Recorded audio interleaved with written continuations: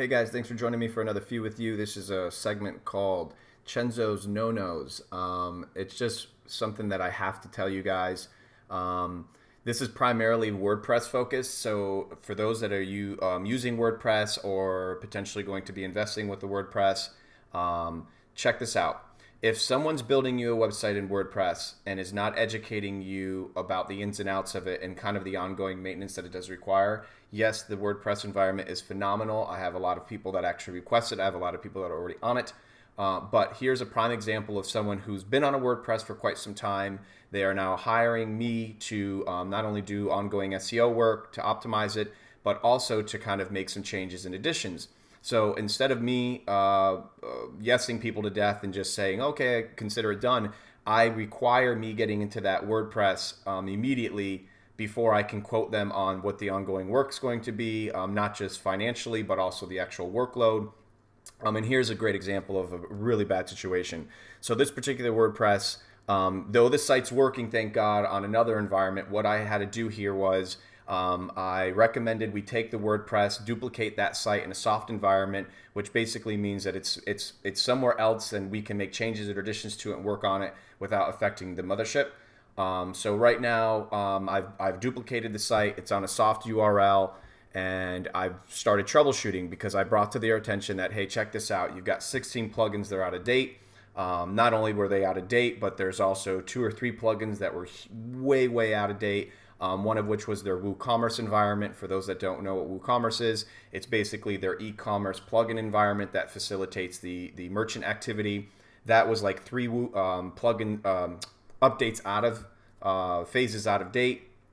In addition, it's also imperative to know with plugins that every so often a plugin is actually identified as being blacklisted, and that just means that the developers are no longer keeping it up to date. They're not providing support, and or they've been affected negatively, and now if you have it on your site, the site's extremely vulnerable. This is a site also have that issue as well. That particular plugin, for those that may care, was a plugin called W3 Catch, and what it does is just obviously make your site catch a little bit faster, and this exact plugin has already been blacklisted. Don't take my word for it, look into it.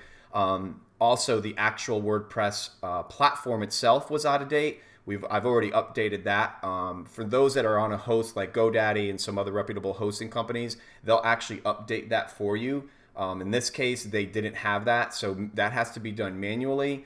And once again, it's just so cumbersome because if one particular plugin is so out of date, but yet the WordPress is updated, now they may not sync, and it's our duty as developers and programmers to kind of look into something else that's the same plugin that gives the same resource, and or using it and just upgrading them in sequence so that the site doesn't crash.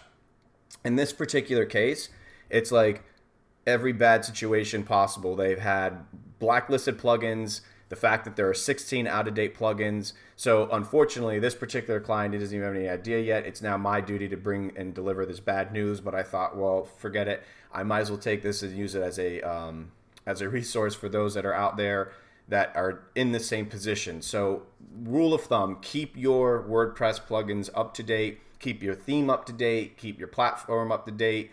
And if you're thinking about working in a WordPress environment and someone's quoting you on it, don't just pay attention to that bottom line number. It's important with my clients, they know that they get one-on-one training. So anybody who hires me to work with them on a WordPress environment, they get one-on-one training, videos catered to them regarding this site, talking about how to keep this, not only how to operate it and function it, but to make sure that they're educated and knowing that, hey, you've got 15 plugins on your site. And in this particular case, just to show you, this site has a total of 35. 22 are active, 13 are inactive. So I mean, these are this is a really sloppy situation that's going on.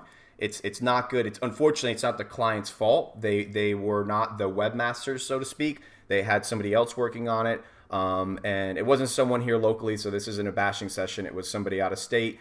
But it just sucks, and it's really sad for them because not only now financially is it's a huge undertaking, but also from a development standpoint, it makes their life miserable thinking that, hey, we're just going to pick up where we left off and start doing SEO and make some changes to our website.